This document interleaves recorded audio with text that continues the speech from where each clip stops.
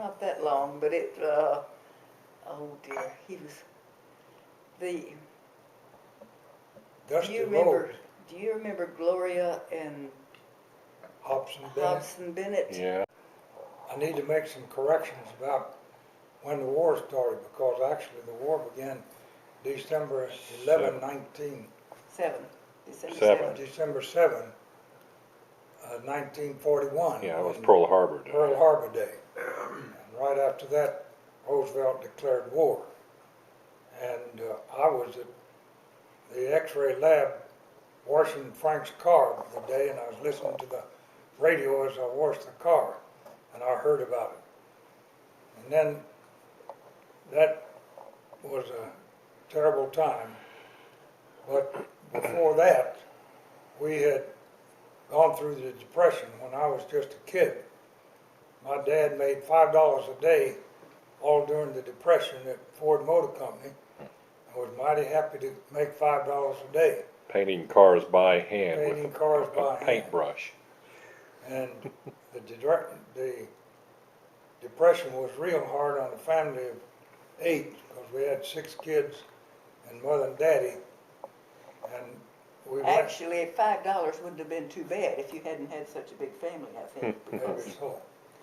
But I used to go to school with cardboard shoe soles. My shoe soles were worn out. We'd put cardboard in the inside, and we'd walk that way. Keep on going. Keep on going. And all of us, of course, used hand-me-downs. I got Gilbert's hand-me-downs, and Howard got yours. Howard got mine, and Dan got Howard. Oh, so Dan got fourth hand? Yeah. Oh, dear. But he also got babied otherwise, too. But anyway, the whole nation was in a very deep depression, and there were soup lines everywhere. There were people waiting in line to sign up to try to get any kind of work they could get, and it was just a very difficult time. But that was in It was in the 30s. 30 and 31, and I was just 10 years old, so it didn't make me suffer very much that I remembered and knew about. But of course, it was a very difficult time for my dad and mother to take care of all of us and feed us and clothe us. But we were very happy in 39, when things began to look a little bit better. And 1938, I was and I graduated from Southern, so things were looking up. But the only reason that I was at Southern is because of Dr. Gartley, and Dad couldn't afford to send us all to church school. I think I mentioned that before. Yeah, you told that last night. See, Zachary, he was in the class of 38 at Collegedale Academy, so we need to make sure we get his picture on the wall. And time goes on. Now, Fay, you got some things there you want to say about the Depression or anything? Yeah, the Depression began, I think, when I was about 5 or 6 years old. And I remember going with Mother to see the doctor in Waco. We didn't have a doctor in Aquila. And the doctor saw me and said, "My, she's a healthy-looking girl. What do you eat, honey?" And I said, "Beans." And Mother was so embarrassed. Oh. That was the poor man's diet, you know. We had onion soup one night and potato soup the next. Is that what you ate, really? I mean, what was your diet like during your childhood? What were some of the things that what was routine? We ate the cheapest foods that could be bought. But what was that? Well, most of the time, potatoes and greens and just vegetables. I imagine you had your share of beans, too. Yeah, we had plenty of beans. So greens like collard greens or cooked? Mustard greens, Mustard spinach. Cereals and vegetables. my folks ate some meat, but I ate very little. And we had very little. We didn't have very much. But some of my boyfriends would come over and spend the night with us on Saturday nights, and then Sunday mornings they'd sneak out our window and go down the street and pick up some milk on the neighbor's porch and bring it back so they could have something to eat with it. Oh, Did you all sit around the table 3 meals a day, or how did that work? I suppose we did, but I can't remember very much about that. We just lived and let live. Was a meal like 1 or 2 dishes, or like 1 dish meals, or casseroles? Mostly or did you 1 have dish meal. several dishes on the table at the No, same time? Was there always bread, dessert? Very, very little dessert. I don't remember ever having dessert. We had a little fruit and mostly, as I said, onion soup one night and bean soup or potato soup, and that was the way we ate. Did you have bread with it? Very little. Mother used to make cornbread a lot, so we had cornbread. Biscuits? Pardon? Biscuits? We never were a big biscuit family. Remember that his family were not native Southerners. What about your typical, what was the table look like when you sat down to it? Are you talking to me? Mm-hmm. Oh, well, I remember we had a round dining table, and the 3 of us, there were only 3 in our immediate family, and we sat at the table and we ate. We had, for breakfast, we frequently had oatmeal, I guess, and sometimes, yes, and grits. Now, grits, most people don't think of grits as a breakfast food, but we had grits for breakfast sometimes. Just plain, or did you put milk on it, or Milk eat it and like sugar. cereal? Milk Yeah, and like sugar. cereal. Eat it Okay. like oatmeal. Mm-hmm. That's good that way. Then for lunch we would have. There were several varieties of beans that we had. Now it wasn't all one kind. And Mother had a garden, and my dad helped with it too. And I did what I could to help according to my age. And they always planted a garden every spring, and we had lots of vegetables, and Mother would can things. And so our diet was not bad for the time. And both of you your parents were employed throughout the Depression? Fathers were employed? My dad, yes. When my dad got out of the Army, World War I think he and Mother married pretty quickly after he got out. I don't know how long they had known each other, but she'd been a school teacher in town for 2 or 3 years before they married. And at that time, female school teachers, if they married, they had to quit their job. They wouldn't have a married school teacher. isn't that crazy? I don't know. I guess they were afraid she'd get pregnant in the middle of the year. And anyway, that's just the way it was. But he had his own business, right? But yeah, when he got out of the Army, I don't know how long it took, but he was appointed temporarily postmaster for Aquila. But that was a problem because in 1920, I think, or so, a Republican president was elected. And of course, the postmasters were political plums. Yeah. And he was a Democrat, so he was not appointed permanent postmaster. And he had to look around for something else to do. And so he decided well, he was not going to be a farmer like his dad. So he was looking around for anything but farming. And so he started a harness repair shop. And horses were still everywhere then. And the horse pulled the plow, horse pulled the wagon or the buggy. And So he did the harness repair, and then he started doing other kinds of repair work. And before long, there were enough automobiles around that he repaired automobiles too. He had worked on aeroplanes in the war, so Yeah. he had mechanical knowledge from that, huh? Well, I don't think he ever actually worked on the airplanes, but he was in the, it was called the Army, oh, shoot. Something, I'll eventually think of something it. Corps, wasn't it? Air, not Air Corps, but It was not an, it was called- Aero something, I recall. I'll think of it later. Okay. But what were we talking about? About him working on cars. Yeah. Well, he was mechanically inclined. Hmm. And I can remember seeing him repairing tires at the time. They had inner tubes. All of them had inner tubes.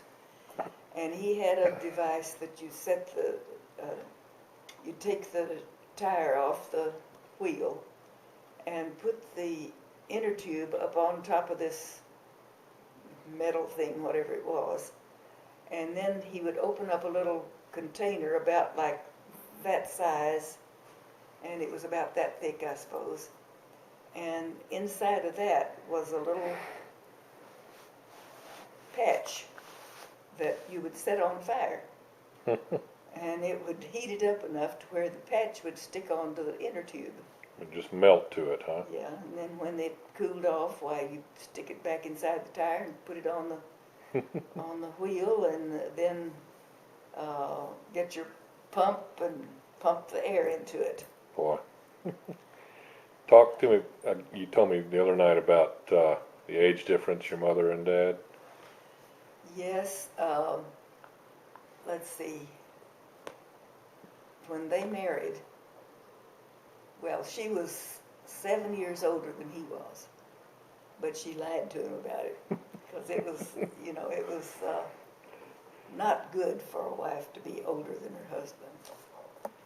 And so they married, and I don't know when he ever learned what was correct.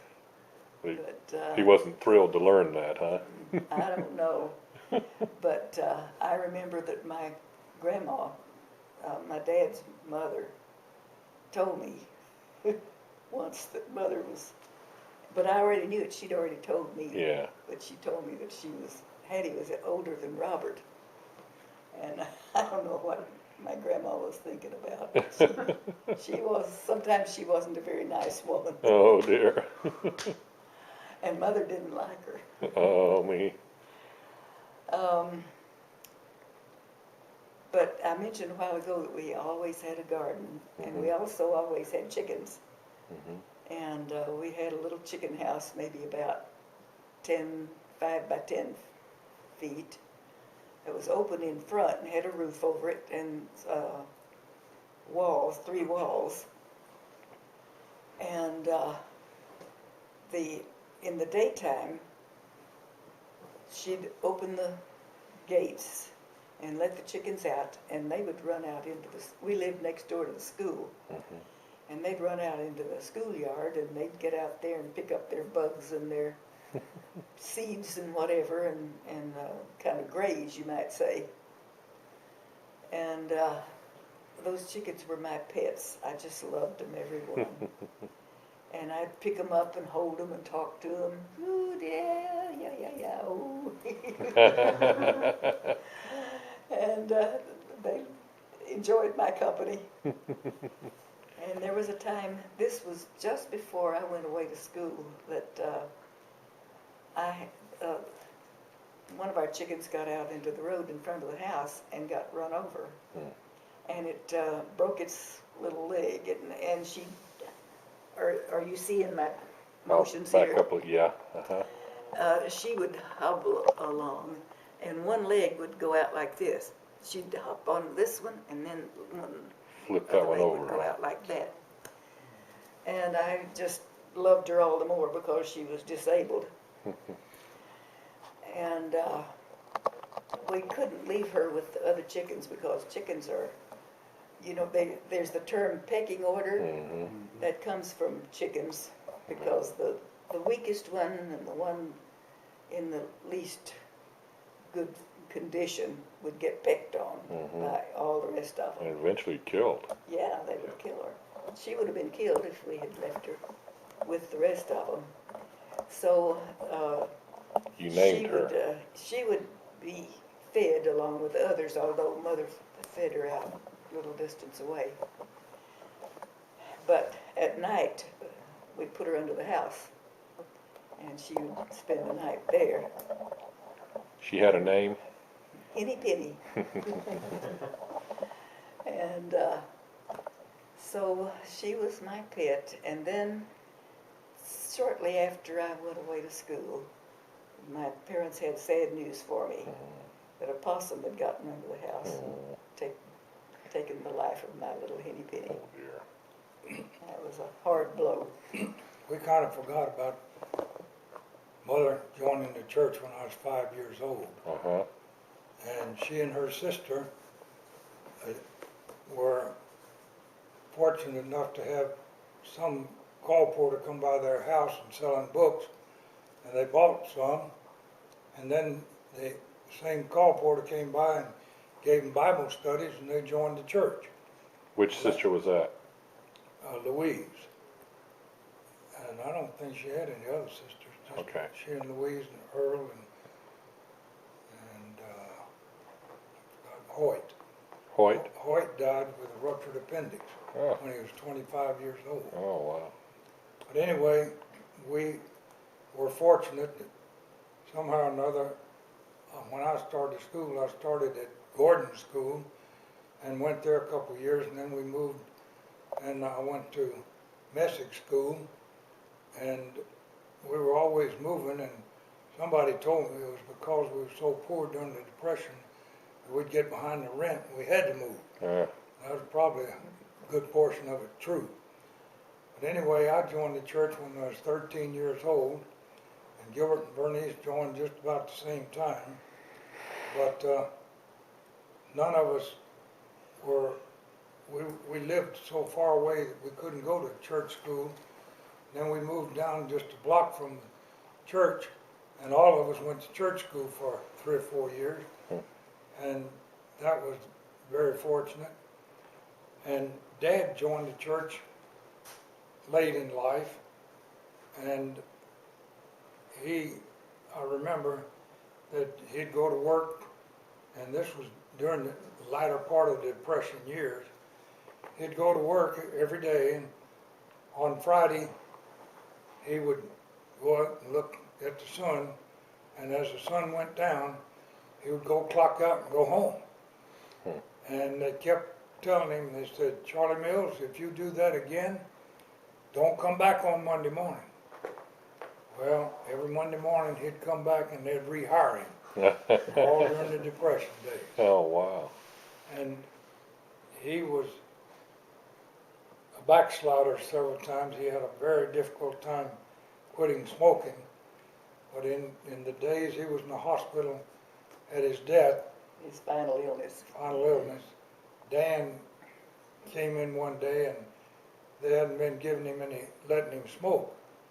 And Dan said, "Here, Dad, you want a cigarette?" He said, "No!"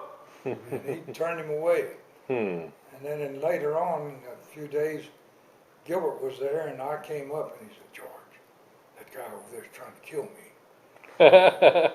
Talking about Uncle Dan or Uncle Gilbert? Uncle Gilbert. And he grabbed a knife off of the tray and said, get him over here where I can get him." Oh, mercy.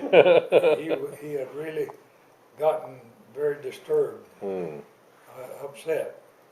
But then he went home and went over to Dan's house instead of at home. And I went over there and stayed with him at night. And the night that he died, I was sleeping beside him in a cot, on a cot. And about 1 o'clock in the morning, I got up about every hour and looked at him and to see how things were. This was after I practiced started practicing medicine. Mhm. And about 1 or 1:30, Mother came in there and she said, "How's he doing?" I said, "Well, the last time I looked at him, he was all right." So she patted him a bit, and he was doing all right. And about an hour or so later, she came back again, and she woke me up and she said, "George, he's gone." And sure enough, he was dead. He had cancer of the colon, and he had an accident a year before he came down with cancer of the colon, and he lost his spleen because he ruptured his spleen. Mhm. And my hands, I scrubbed on his surgery, and my hands were right on the part of the colon that he had cancer in, but I didn't feel a thing, so I guess he got it after that year, during Yeah. that year. Boy. But he didn't last long. And all through the years, he had difficulty stopping and starting smoking. But he made his decision while he was on his deathbed. And just a day or two before he went home from the hospital, I walked into his room one morning and he said, "George, I want to ask you a question." I said, "Okay, what you need?"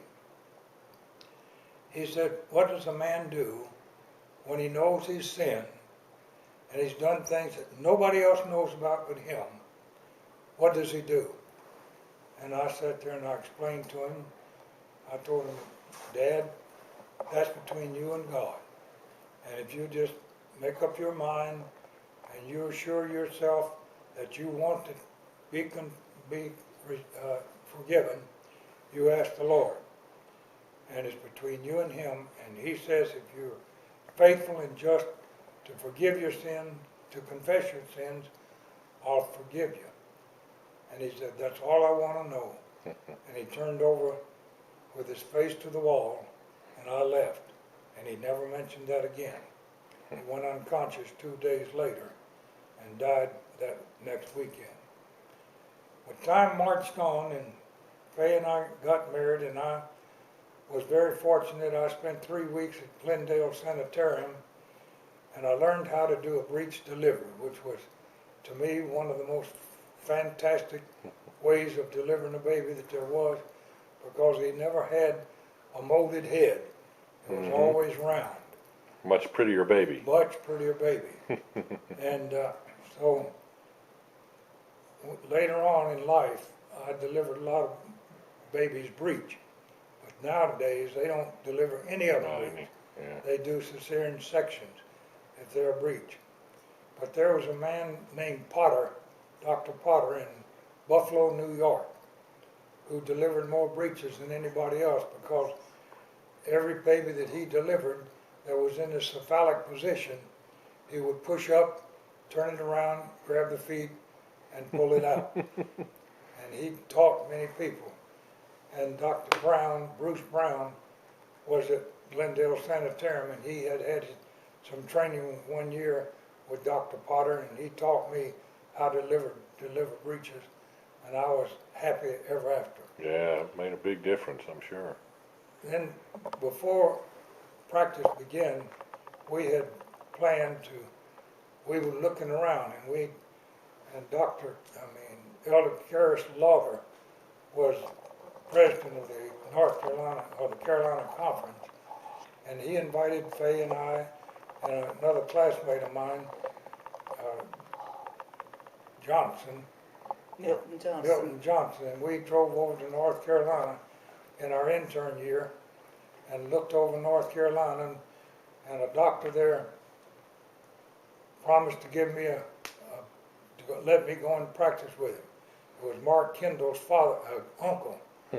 And then when we drove in that time, we went to his house when we were on that trip, and he said, "I've decided I don't want a partner. I'll take it all back." So Wow. I said, "Okay." But anyway, later years, Mark told me, "You better be glad that you didn't go and practice with him." So I was glad. But then we went back home, and Bonnie had taken a residency in Memphis at the Methodist Hospital in OB, And then he started his practice just 8 months or so, 9 months before I got through medicine and came back home after my internship. I interned at Nashville General Hospital, and I think I got one of the best internships that anybody could have at those days, because we had everything. And I spent 5 months on OB, and I delivered over 300 babies. So I was very fortunate. And one little incident that I recall, when the first day I was in my internship, I was on emergency room. And when I went in the first morning, I knew I didn't know anything about medicine or practicing anything. So there were 4 nurses that worked there, and I sat down on one of the tables and I said, "I want you girls to sit down." So they grabbed a stool, sat down, and they didn't know what to expect. I said, "I want to talk to each one of you, all of you right here together." I said, "Look at me. I want you to look at me real good, because I'm a green, dumb intern, and I don't know anything about practicing medicine. But I had an internship. I had 3 years, I had 2 years in clinical medicine, so I know a little bit, but I don't know anything." And I said, "When you're helping me, if I pick up the wrong instrument, or if I pick up the wrong instrument to use, I want you to take it out of my hand and put one in there that I need." So they all clapped their hands, and I never had a bit of trouble. With that, And at night, we were on 24 and off 24. And after 10:30, 11 o'clock, it kind of slowed down a little bit. But in Nashville, Tennessee, there was always somebody getting stabbed and coming in there. One night, a black man came in there, and 2 other men came along with him. And I asked him, "What happened?" He said, "We don't know. That man was standing up there talking to us, and all of a sudden he fell over dead." And I examined him real good, and I found an ice pick hole right over his heart. Somebody had stabbed him with an ice pick. and then lied about it, I guess, And huh? then one of them did, I guess. But we never knew what happened to anybody there, because we were so busy. Boy. But I roomed there with 4 other interns, and we had a pretty good relationship with each other. When you're on call, you mean? Swap off and on, yeah. Yeah. And every Sabbath morning I was able to go to church and come home after church and relieve them. I'd take their Sundays and they'd take my Sabbaths and let us go to church. That's nice. But the hospital wouldn't let us be gone all day because that'd mess up the schedule, they said. But anyway, I got a good internship, and we came home and we went over on Macklemore where Barney was practicing, and we talked to him a few minutes, and he said, "Would you like to come in and practice with me?" I said, "Well, I don't know. How can we make arrangements?" He said, "I'll tell you what I do." He said, "I made $800 last month, and next month, if you come in with me, I'll give you $500, regardless of what happens in my account." And I said, "Well, can't beat that, I guess." So I signed up with him and went in practice. Well, the next month, he made $1,300 and gave me my 5, and he made 18 and gave me 5. So he had 13. Wow. And then the next month after that, he made $2,400 and gave me 5. And this was in September, October, and November. And then in December, he said, on January the 1st, let's go on a 40-60 percentage. You get 40% and I get 60%. I said, "Okay." So we practiced like that for about 2 years. And then we went on a 50-50 partnership. And we let people smoke in the office and everything else. And I could hardly breathe in there a lot of times. So he decided to go to Loma Linda for a postgraduate course 1 year. And while he was gone, I set up an appointment system, and and I set up put no smoking signs up in the waiting room. And when he came back, he had a fit, but we had already started the appointment system, and boy, it worked a whole lot better because we used to work on Saturday nights, and we'd come after sundown Saturday night. Marcella and I would help them. Marcella and Fay would help, and we would come over there, and there'd be 30 or 40 people standing out in front of the office waiting to get in, and we'd get through about midnight. Oh, mercy. And at midnight, we'd go over to Pig and Whistle and eat something. And there was a waiter there named Redwood. Yeah, And after about You remember Redwood? I remember vaguely. 3 or 4 weeks, we ordered the same thing every time we came in. We'd come in the door. He said, "Y'all go sit down. I know what you want." Sure enough, we did. Never had any problems. But then Okay. we practiced for. Let's see. I practiced from 1949, September 19, to I went in the Navy in 1955, and during that period of time, we had a lot of fun together, but we never could go any place together. But one time, somebody gave us, no, Bonnie paid for tickets for George Faust and his wife and Fay and I to go to the Cotton Bowl. Whoa. So we went to the Cotton Bowl. Wow. And we had somebody take our calls, and when we got back, that fellow said, "Man, I got more calls in one night from your service, your practice, than I did from the whole time in my practice." We were just gone a week. Oh, boy. Yeah, you were busy.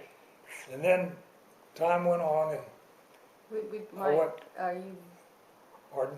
have we decided how far we're gonna Yeah, maybe we better go? slow down here or cut off here and we'll pick it up some more. But I'm Yeah, not but- sure did we get everything we That's need good. on the Great Depression? That's fine. okay. Think so? Well, I'm gonna have to